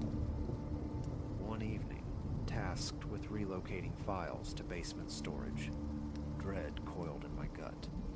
I loaded the boxes onto a small trolley, rolled it into the groaning elevator car, and pressed B. The descent was punctuated by more pronounced groans, the lights flickering with agitated frequency. By the time we reached the subterranean level, beads of sweat dotted my forehead. The basement corridor was a study in gloom, sparsely lit by a few overhead bulbs leading to the storage room at its terminus. The air hung thick with the scent of mildew and ancient paint. After depositing the boxes and securing the storage lock, I turned back. Approaching the elevator shaft, a new sound emerged. Rhythmic, metallic footsteps ascending or descending within the shaft itself, echoing off the unseen framework. I stood utterly still, listening. The sound ceased. An overhead bulb flickered erratically. Pulling the gate open revealed only the familiar, empty car. I stepped in, pressed 8, watched the gate mesh. The elevator began its ascent. Midway between the lobby and my floor, it shuddered violently. My stomach plummeted. The car slowed, hesitated, then continued climbing. My eyes locked onto the small, illuminated floor indicator. It passed G. It kept going. At the 4th floor, it stopped again. The gate slid open.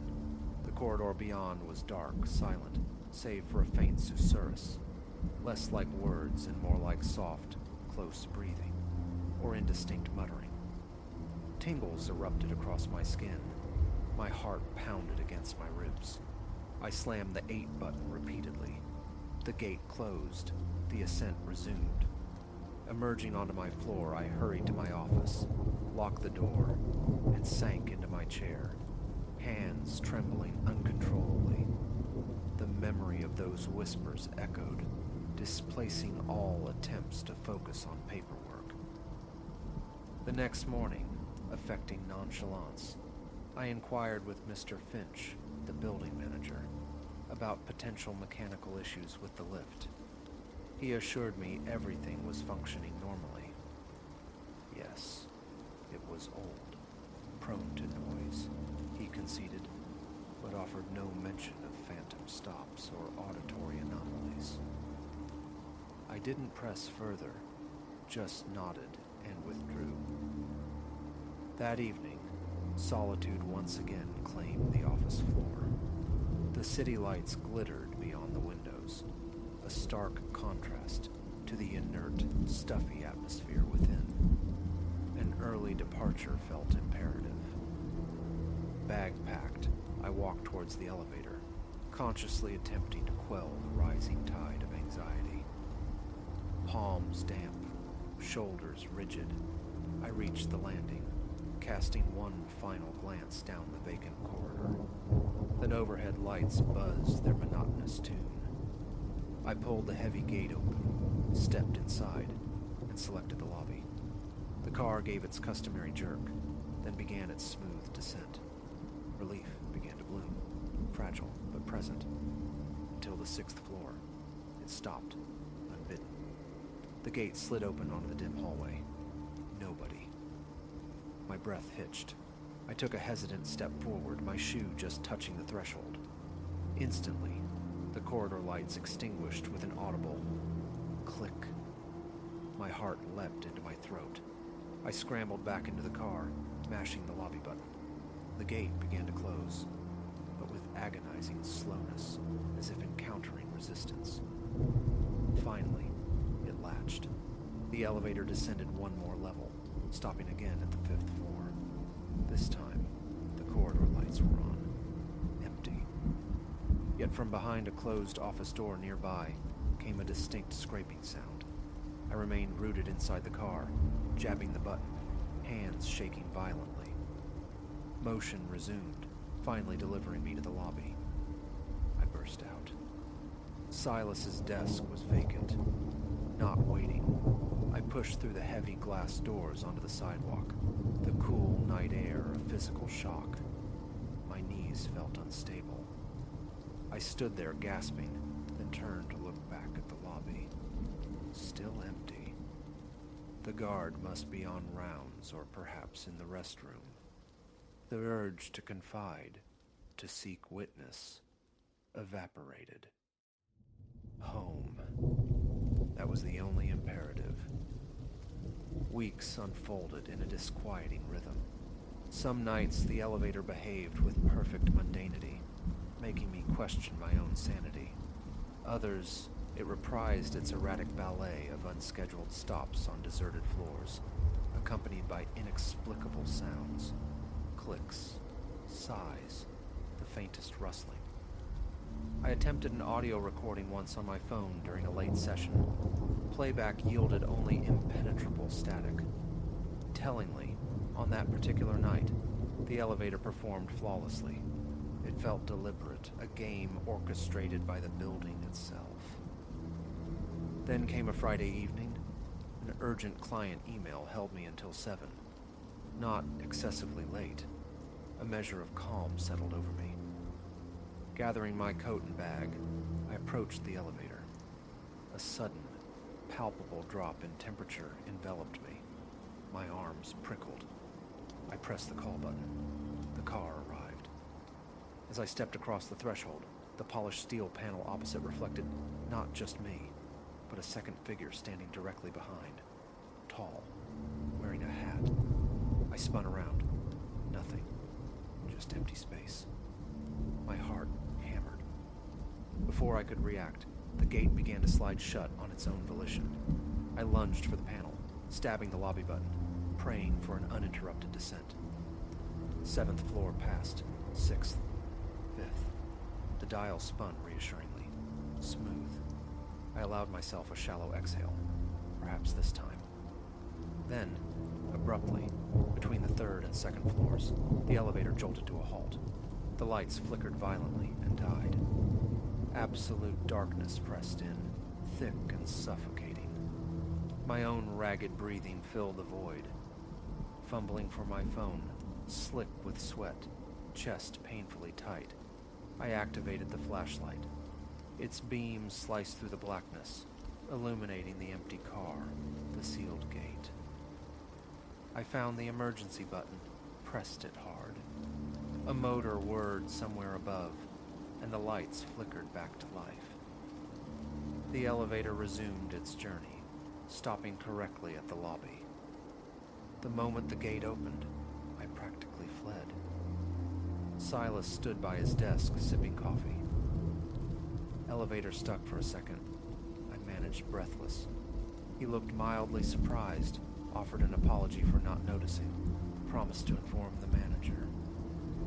I nodded curtly and escaped to my car, sitting for long minutes, willing my pulse to slow, the dampness of my shirt clinging unpleasantly. The weekend offered no respite. The image of that reflected silhouette, the fedora stark against the dim light, replayed relentlessly.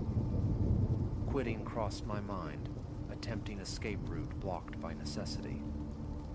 Monday morning, I sought out Mr. Finch again, asking, more pointedly this time, if any unusual occurrences had been reported.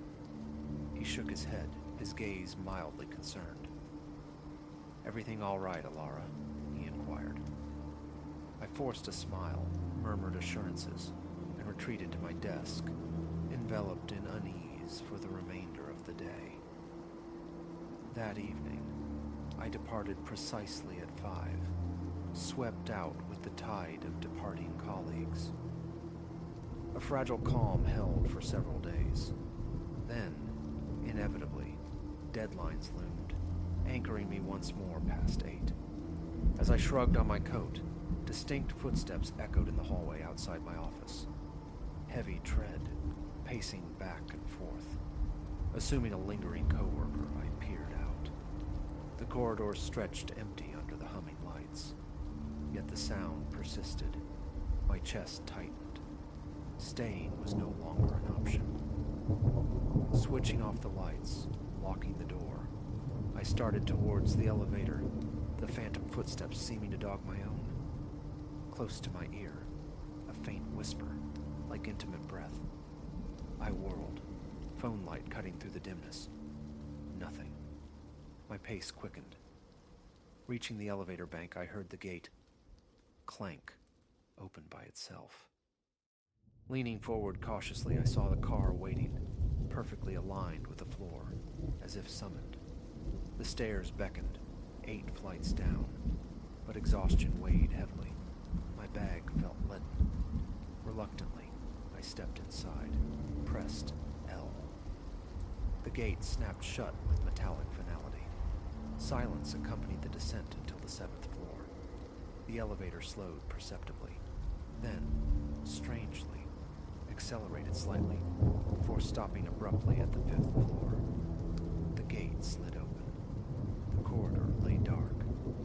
The single bulb within the elevator car flickered, and in that strobe-like instant, I saw it again.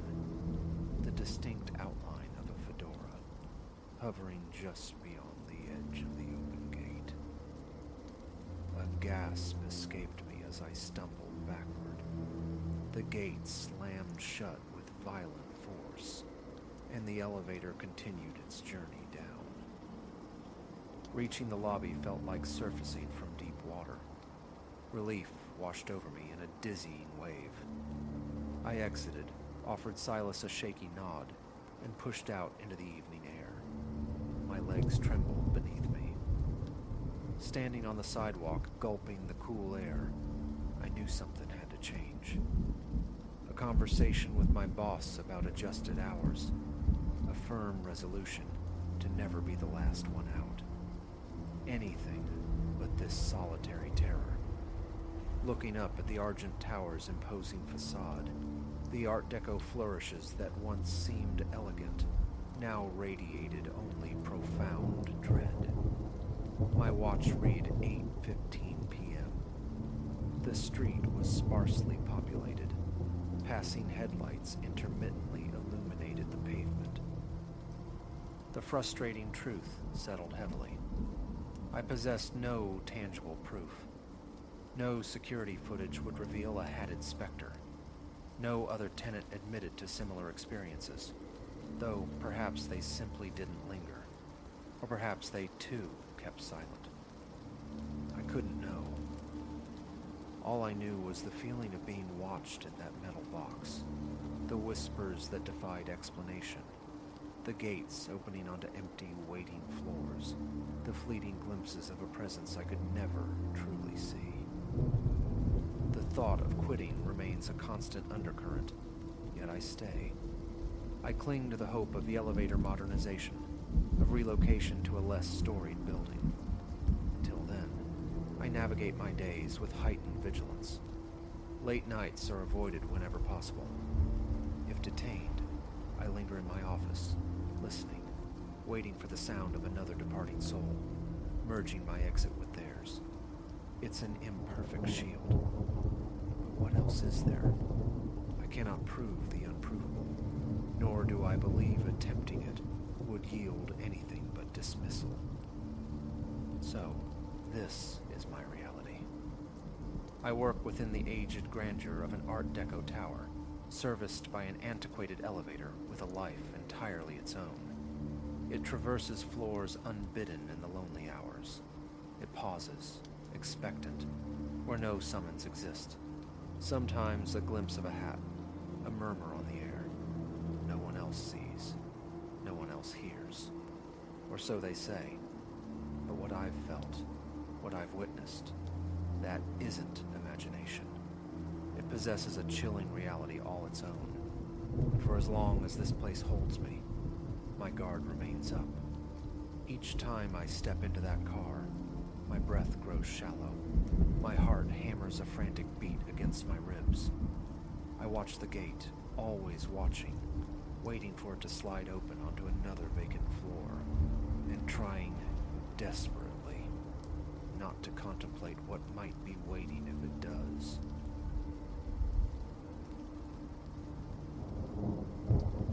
Seduced by a price almost too good to be true, I acquired the deed to this place, a structure whispering of antiquity, its bones over a century old.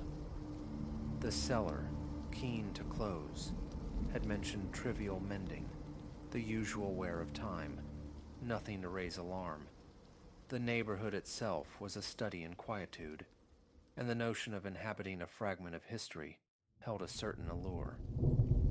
My expectations were simple, to craft a home from its aged timbers. Once the ink dried on the papers, a deep satisfaction settled in me. Mine was now a space blessed with expansive windows that drank the light, ceilings that soared, and the promise of a vast, unexplored attic. I felt I'd struck gold. Then the insidious whispers began. They found me that first night, adrift in the liminal space between waking and sleep. A soft utterance curled from the silence above, sounding impossibly like my name, yet so faint I dismissed it as dream fog. Compelled, I rose, padding into the hallway. I slapped the switch. The bulb overhead gave a sputtering, hesitant flicker before catching. I stood motionless, listening. The attic's access panel loomed near the hall's terminus. From that direction, it seemed, the susurrus had emanated. But as I drew closer, it ceased abruptly. No tangible strangeness permeated the air yet, only the baseline disquiet of standing alone in a dim corridor. My gaze fixed on the sealed hatch in the ceiling. A faint chill traced my skin before I turned back to the relative sanctuary of my bedroom, chalking it up to fatigue, to imagination. The following day dawned bright, and I endeavored to banish the nocturnal oddity from my thoughts. I immersed myself in the rituals of settling, unpacking cartons, erecting shelves in the living space, preparing a simple lunch within the charming confines of my new kitchen. The old-fashioned fixtures captivated me. The sink's intricately detailed brass handles, the large pantry redolent with the scent of aged wood. A comforting normality reigned until the late afternoon sun slanted low. Reclining on the sofa, scrolling absently through my phone, I heard it again. The same soft invocation of my name. It hung in the air for perhaps 2 heartbeats, then dissolved. An incorporeal draft seemed to sigh through the room, though every window remained steadfastly shut. I rose, paced the floor, checked the doors. Nothing. The sound possessed no discernible point of origin. Yet instinctively, my attention drifted upwards. I resolved to confront the attic. Armed with a flashlight, I located the pull-down stairs. The hatch resisted, stiff with disuse, demanding more strength than anticipated. Each step groaned its protest under my weight. Crossing the threshold into the space above, I was met by a sudden, palpable drop in temperature.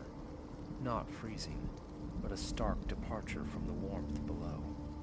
The air hung heavy, stale, thick with the scent of dust and decay. My flashlight beam swept across a landscape of neglect. Forgotten boxes slumped in corners, the skeletal remains of broken chairs, scattered tools, and dominating the far wall, a large, imposing trunk. A single, bare bulb cast a weak circle of light, leaving the periphery steeped in shadow. I stood scanning the gloom, my breath catching, attention coiling in my shoulders. Goose flesh prickled along the back of my neck. Was that another sound? A breath, perhaps, drawn in the darkness. I swung the flashlight towards the corner. Stillness. Drawn by an unnamed curiosity, I approached the trunk. Its lid was secured by a tarnished lock. I tried to lift it, then gave it a tentative shake. A dull, muffled thud answered from within, the sound of something shifting. My heart began a heavier cadence against my ribs. A formless dread bloomed in my gut, illogical, yet undeniable. Then, a distinct creak from the floorboards behind me.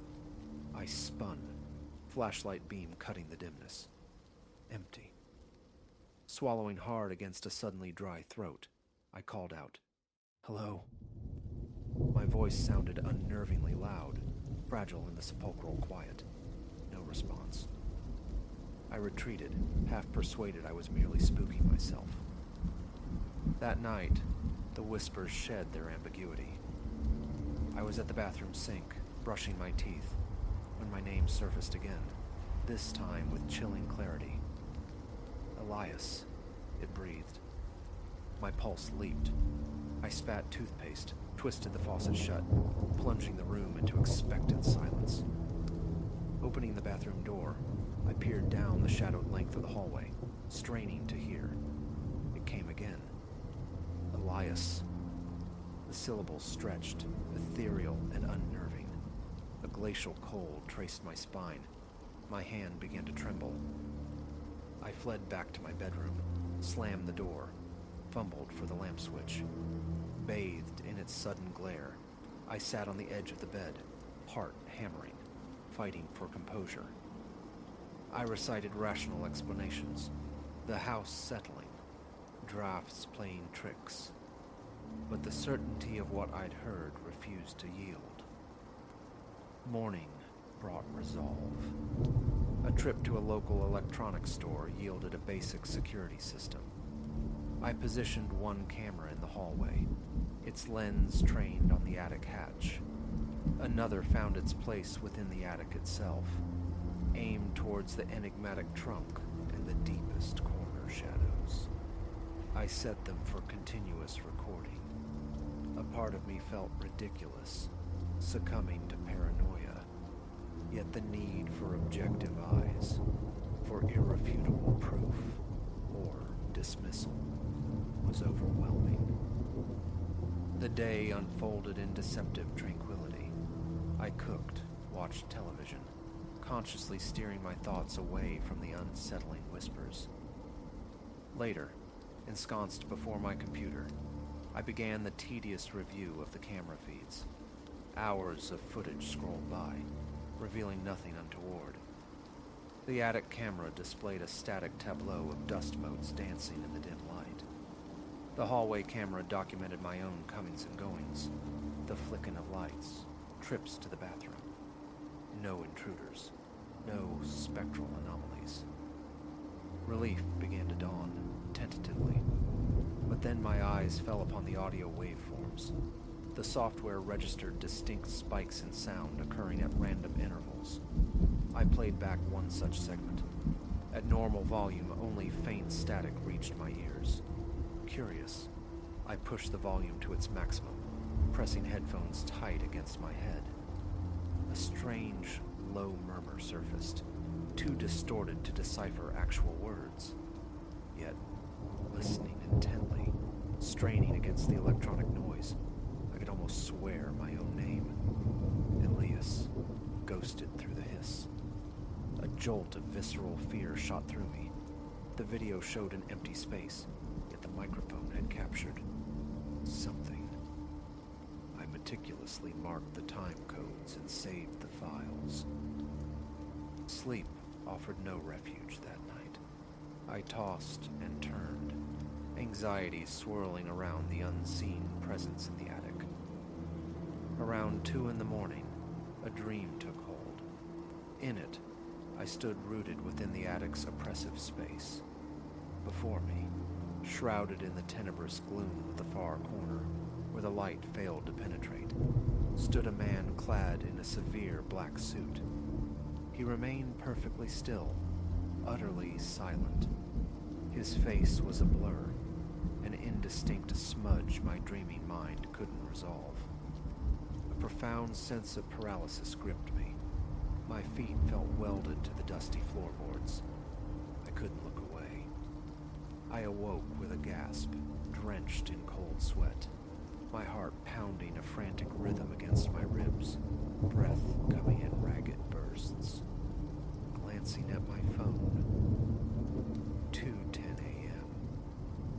Wiping my damp face on my sleeve, I forced myself to breathe deeply, eventually succumbing again to a restless, shallow sleep. The next day, bathed in the relative safety of sunlight, I ventured back into the attic. The weak light filtering through the small, grimy windows rendered the space slightly less menacing, yet the prickling awareness on my skin returned the moment I ascended the stairs. The image of the man in the black suit lingered, superimposed on the shadowed corner. I approached the trunk once more. The lock, old and tinged with rust, resisted my efforts. I pulled, jiggled it, but it held fast. Breaking it crossed my mind, but I lacked the necessary tools. Instead, I turned my attention to the scattered boxes. Most gaped empty. One yielded brittle newspapers dated from the 1960s. Another contained a fractured lamp and a few pieces of tarnished silverware. Nothing extraordinary. Nothing to explain the auditory phantoms. I spent the remainder of the day attempting to reclaim the space. I installed a brighter LED fixture, replacing the inadequate single bulb. I swept the floor, shoved the heavy trunk flush against the wall, tried to impose some order on the accumulated detritus. My hope was that asserting physical control might diminish the psychological hold the place exerted. Yet, throughout the work, a persistent tightness constricted my chest, a constant nerve-jangling expectation that the whispers might resume at any moment. My nerves felt raw, exposed, though the attic itself remained obstinately silent during my labors. That evening, I reviewed the camera feeds again. Predictably, no visible movement disturbed the stillness. The audio, however, faithfully displayed those unnerving spikes. Listening to select segments confirmed the presence of that low, unsettling murmur. A wave of nausea washed over me. Shutting down the computer, I sought refuge in mindless television, hoping to numb my senses into drowsiness. Around midnight, I finally headed towards bed, leaving the hallway light burning, a small concession to the unease that permeated the house's shadows. Sleep came quickly, only to be shattered by the recurring dream. This time, the man in the black suit stood closer, mere steps away. His outline was sharp, defined against the gloom, but his face remained shrouded, lost in shadow. My dream self's heart raced. The whispered repetition of my name filled the suffocating silence. I woke abruptly, my own voice mumbling indistinct words. My arms ached with tension, my jaw sore from unconscious clenching. Sitting bolt upright, I stared into the bedroom's darkness, pierced only by the thin blade of light seeping under the door from the hallway.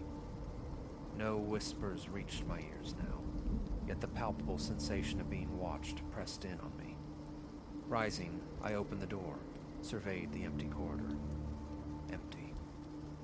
I forced myself to check the attic hatch, closed tight. Returning to my room, I locked the door behind me. A futile gesture, perhaps, but necessary. Sleep remained elusive. I lay staring into the dark for a long time. The following morning, I called my friend, Liam. I offered a plausible excuse. Suspected animal noises emanating from the attic. The whispers, the dream, those remained my private burdens. Together, we conducted a thorough inspection, searching for any sign of intrusion, be it rodent or raccoon. We found nothing. No droppings, no nests, no discernible points of entry. The attic remained stubbornly ordinary. Liam chuckled, clapping me on the shoulder. "Maybe you're haunted, mate," he joked. I managed a thin smile, a forced chuckle, but the jest landed heavily, settling into the pit of my stomach. After he departed, I sat nursing coffee at the kitchen table, my hands betraying a slight tremor, my stomach a tight knot. My gaze drifted upwards, towards the ceiling, picturing the aged beams, the dust, the locked trunk residing silently above. It felt as though the house itself possessed a memory, holding on to something dark and persistent. Over the subsequent nights, I deployed more audio recorders, placing them strategically throughout the house, desperate for more substantial evidence. Reviewing the recordings became a daily ritual. The same bizarre, faint sounds emerged, always intermittent, always elusive. Sometimes, straining my ears, I thought I could discern fragmented words amidst the static. "Come closer," perhaps, or "stay." Was it genuine, or was my stressed mind desperately filling the auditory void? The uncertainty gnawed at me. My appetite dwindled. Every innocuous creak of the floorboards sent me jumping. The nightly ritual of double-checking locks became ingrained. And always, the dreams. The silent sentinel in the black suit, occupying his immutable corner in the attic's gloom. After a week besieged by whispers and nightmares, I knew I couldn't ignore the trunk any longer. A trip to the hardware store procured a sturdy crowbar. Ascending the attic stairs felt like approaching a precipice, my heart pounding a heavy rhythm against my ribs. The air felt thick, resistant. I set up a flashlight on a small stool, directing its beam onto the trunk's stubborn lock, then jammed the tip of the crowbar beneath the latch.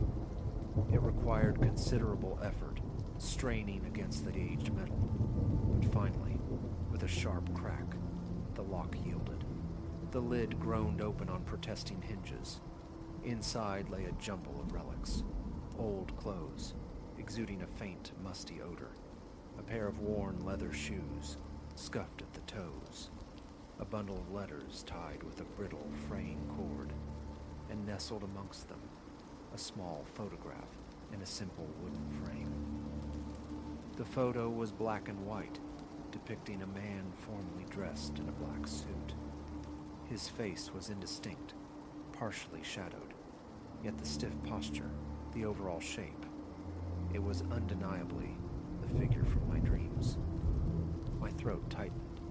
My hands trembled as I lifted the photograph. Setting it carefully aside, I sifted through the clothes, fabrics that felt fragile, whispering of decades past. The shoes told tales of countless steps.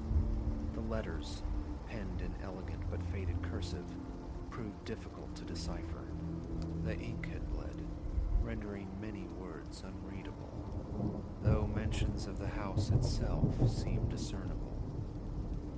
My mind raced, struggling to process the discovery.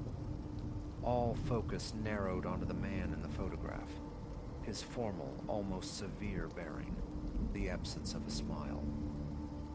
The background seemed to suggest the attic, though the details were murky. I carefully replaced everything in the trunk. Everything except the photograph. Clutching it, I stared intently at the image. Suddenly, that familiar, prickling sensation crawled up the back of my neck, the unmistakable feeling of being watched from close behind. I spun around, heart leaping. Nothing. Just the dust motes swirling in the flashlight beam. I left the attic feeling strangely lightheaded, disoriented. The nightmares intensified. The man in the suit never spoke, never moved. Yet his presence felt more potent, his unseen gaze fixed upon me. The following day, I sought refuge in mundane tasks, tackling minor repairs around the house, replacing loose floorboards, fixing a dripping faucet, sweeping the front porch. The physical labor offered a temporary distraction, but my nerves remained stretched taut. Every so often, my gaze would involuntarily drift upwards, a knot of apprehension tightening in my stomach. At night, the voices seemed to gain strength, their hushed tones seeming to bleed through the very walls. I sat in the living room, every light blazing, listening. It wasn't intermittent now, but a near constant susurrus, like someone breathing my name over and over. Elias. Elias. A primal urge to bolt, to run out into the night and never look back, warred with a stubborn refusal to be driven out. My chest felt banded with pressure. My scalp tingled. My hands grew cold and clammy. I fought back the rising tide of fear, repeating the mantra. Just an old house, creaky wood, strange acoustics. But deep down, a colder certainty resided. This was more. I began to speak into the empty air, my voice low, tense. What do you want? No answer came, only the relentless, whispered echo of my name. I tried the television again, cranking the volume, but the whispers slid beneath the manufactured noise, insidious and persistent. Frustration surged. I slammed my hands down on the coffee table, shouting into the oppressive quiet. Stop! For a fleeting second, the whispers ceased, only to resume their haunting cadence. A profound sense of helplessness washed over me. I decided on one final, meticulous review of the camera footage. I scanned every frame captured by the attic cam. Nothing but the familiar dance of dust in the dim light. The audio track remained a tapestry of static and a low murmur. Then, something caught my eye. A single frame where the pattern of static seemed subtly altered, coalescing into something darker, denser. Advancing frame by laborious frame, the anomaly resolved into a distinct silhouette lingering in the far corner. The shape matched, with chilling precision, the man from my dreams. It was there for only an instant. A fleeting shadow burned onto the digital recording. My hand trembled on the mouse. A sharp pang of panic seized my chest. The very next frame, it was gone. I replayed the sequence 5 times, 6 times, confirming what I'd seen. The ephemeral shadow. Saving the file, I shut down the computer, feeling profoundly shaken. My legs felt weak. I sank heavily into my chair, staring at the blank monitor. The image of the silhouette seared into my mind. It was him. The presence I felt. The source of the whispers calling me towards the attic. He was there, just beyond the veil of sight. My phone buzzed sharply on the table beside me, making me jump violently. It was Liam, a casual text asking how I was settling in. I typed back a lie. Everything's fine, just busy. The words feeling like ash in my mouth. Admitting the truth felt impossible, risked sounding unhinged. That night, sleep was a distant shore I couldn't reach. Every creak of the old house sounded amplified, imbued with intent. The wind sighing outside seemed to rattle the windows with unusual insistence. The image of the black suit dominated my thoughts. Around 3 a.m., unable to bear lying there any longer, I rose and walked silently down the hall. I stopped directly beneath the attic hatch, staring up at the sealed square in the ceiling. My heart hammered against my ribs. Hesitantly, I reached up, my fingertips brushing the cool wood of the hatch. A tangible coldness radiated from it, raising the hairs on my arm. I couldn't bring myself to pull it open. "What do you want?" I whispered into the silence, my voice barely audible. No answer came, only the profound quiet of the old house. My throat felt parched, my mouth stale. After a long moment, hands still hovering near the latch, I finally backed away and returned to the dubious safety of my room.